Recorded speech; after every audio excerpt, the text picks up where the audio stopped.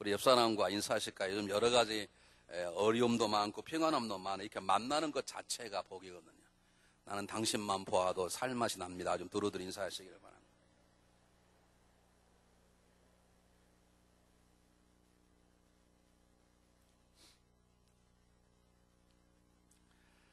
오늘 우리 23번째 사도행전 묵상 설교인데 제목은 핍박을 극복하고라는 제목으로 지난주에 말씀드렸던 부분을 연결해서 우리가 마지막까지 42절까지 크지만 아주 중요한 것만 하고 나머지는 우리가 혹시 다음에 말씀드릴 때 자세히 하도록 하고, 오늘 본문 속에 이 핍박 속에서 계속 전진하는 사도들의 모습을 통해서 오늘날 우리가 교회를 섬기는 자로서 우리들이 갖춰야 될 마음과 삶의 방법이 무엇인지를 성경이 뭐라고 말하는 제가 여러분에게 소개하기를 원합니다.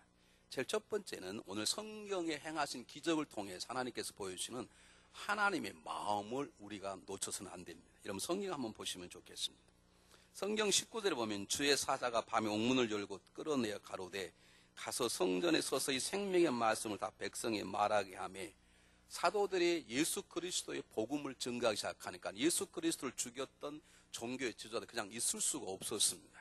자기가 죽였던 자가 살아났다고 공포를 하고, 그 죽었던 자가 살아남으로 그가 만왕의 왕이라고 얘기를 하고, 그가 바로 우리의 구세주 주인이라 얘기하고, 심지어는 그 이름 예수의 이름으로 기도하니까 안진병이 일어나는 놀라운 기적들을 통해서 많은 백성들이 그들 앞으로 모여들기 시작하자 지도자들이 그걸 막으려고 생각하고 그들의 주역이었던 사도들을 옥에 가두었습니다.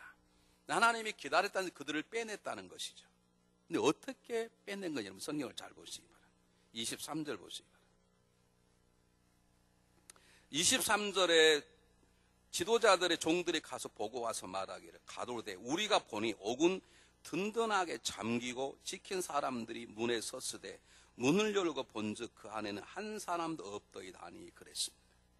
여러분 우리는 사도 바울의 신라가 사도 바울 옥문을 열었던 얘기를 합니다. 갑자기 지진이 나더니 모두 움직여서 땅이 움직이면 당연히 옥문이 열렸겠죠. 그렇게 해서 탈출하게 되었던 얘기들 우리가 아는데, 오늘 성경 본문은 그게 아니고 가서 보니까 옥문도 완전히 잠겨져 있고, 그리고 그 옥문의 자무쇠도 잠겨져 있고, 심지어는 그 옥을 지키는 파수꾼도 서서 있는데 그 안에 사람들이 없다라는 거였습니다.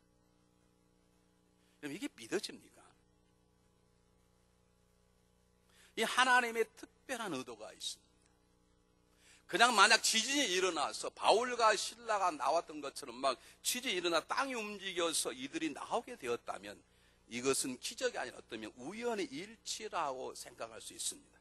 그래서 어떤 정신없는 신학자는 말하기를 이것은 지진이었을 것이다 라고 짐작하는 신학자들이 있습니다.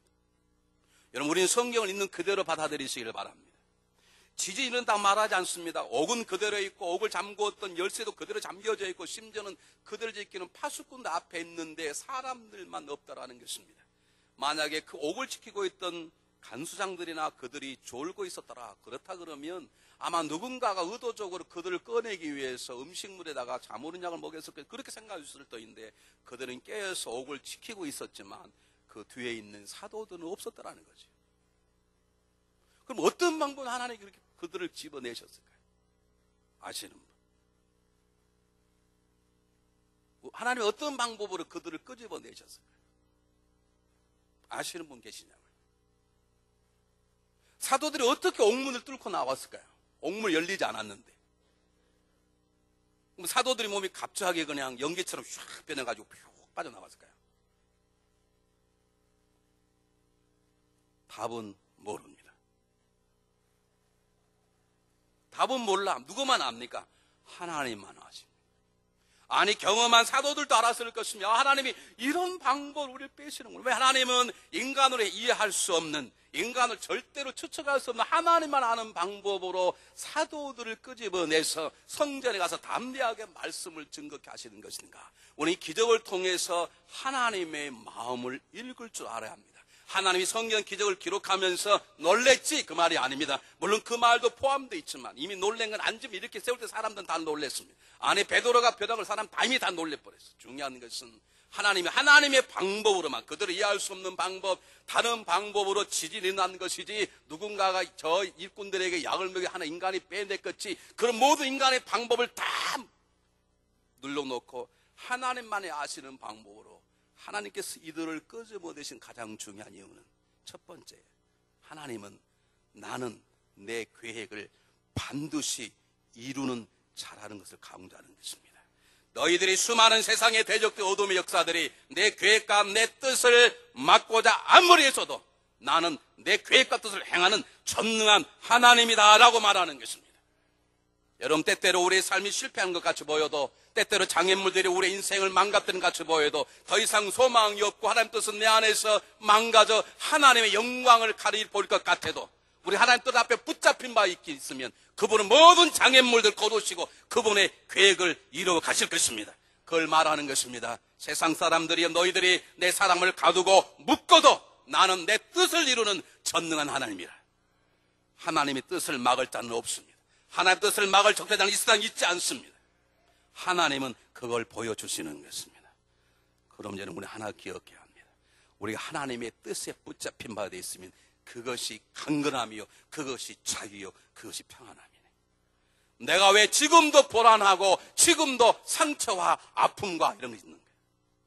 하나님 뜻과 관계없는 삶을 살아서 그렇습니다.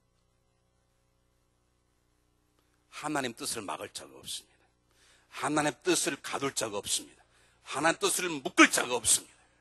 하나님 그 뜻을 이루신 분이시기에 감옥도 그를 막지 못합니다. 심지어는 죽음도 뜻을 막지 못할 것입니다. 하나님은 하나님만이 알 수 있는 방법을 통해서 하나님의 이 놀라운 마음을 사도들에게, 그리고 그를 막는 세상 사람들에게 새겼습니다. 너희들 아무리 방해하느냐, 방해도 내가 내 뜻을 이루면 너희들은 보아라. 두 번째, 하나님께서 이들을 끄집어내셔서 놀라운 일을 행하신 두 번째 이유는, 하나님은 하나님의 계획을 하나님의 사람들을 통해서 행하신다는 것입니다. 종교 지도자들이 12명의 사람을 감옥에 넣었습니다. 그들의 목을 쳐버렸습니다. 그래? 내가 직접 행하지. 하나님이 하늘에서 놀라운 복음을 선포하시고 예루살렘을 깜짝 놀라게 할 하나님의 음성으로 그들을 회개하게 하실 수 있습니다.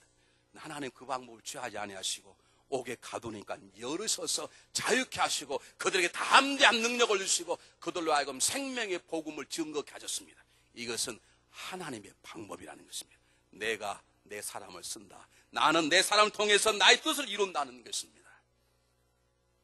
여러분, 그러므로 하나님의 사람된 자, 하나님의 종된 자는 어떤 상황 속에서도 두려워하거나 근심하거나 걱정하지 마십시오. 우리가 하나님의 뜻과 연결되어 있는 사람이라면 세상에 나를 묶고 수많은 사람이 나를 짓밟아도 나를 쓰시는 그분께서 자유케 하실 것이고 승리하게 하실 것이고 넉넉하게 하실 것을 믿으시기를 바랍니다. 너희들이 나의 종들을 아무리 가두어도 내가 이들을 자유케 하고 지키고 채우고 넘치게 주실 것이다. 그걸 세상에 보이고 사도들에게 그걸 가르쳐 주시는 것이에요. 왜 성가대 시험들 안 나온 사람인데? 지가 한 줄 알아요, 뭘 지가. 하나님, 여러분이 하나님에 연결되어 있으면 세상 사람 내가 뭐라 그러든 그분께서 풀게 하실 것이고 그분께서 건져내 주실, 그분 하실 것이에요. 자기가 뭐 했다고 생각이 있으니까 상처받고 못 받고 그러는 거예요. 하나님께서 세 번째, 이런 놀라운 기적을 통해서 역사하시는 가장 중요한 세 번째 하나님 마음 뭐냐면, 하나님께서 이 사도들을 가두어 두었던 그들까지도 구원하시겠다는 것입니다.